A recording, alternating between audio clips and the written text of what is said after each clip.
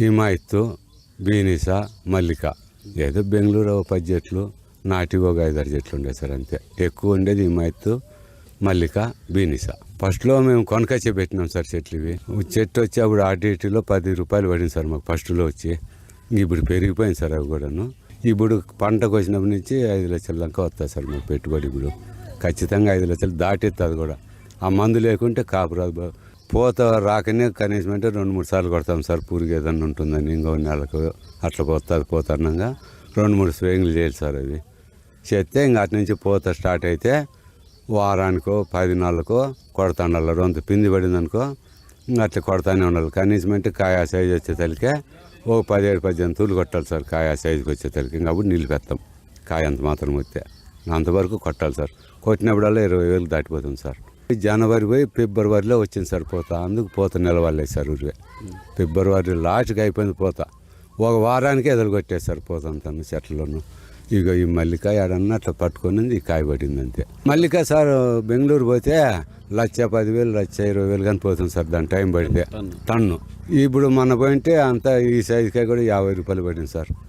50 రూపాయలు పడితే ఈ కూలీలది బండి బాడికి వాళ్ళకి కమిషన్ మళ్ళీ సూటు అన్నీ పోతే ఏంది రాస్తారు. అది ఎరువులు ఎట్లా ఏం ఎరువులు వేస్తారు దీనికి? మన పేడ ఎరువు వేస్తాం సార్ మేము.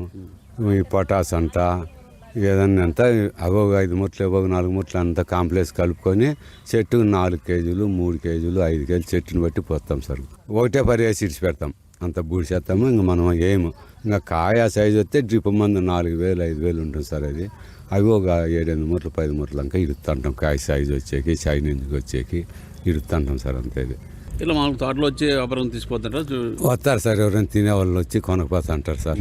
అలవాటు పడినారు ఓ 3 ఏళ్ళ నుంచి వచ్చి కొనకపోతా అంటారు. 10 కేజీలు 20 కేజీలు 30 కేజీలు 4-5 కలిసి 50 కేజీలు అట్లా మంచికిని కొనకపోతారు.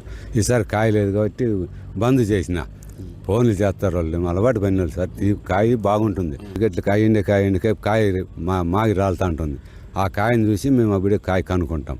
ఈ కాయ అయింది 4 3 మాగుతుందని పీకి ఊరిగడ్లేసి రగ్గు కప్పేస్తాం.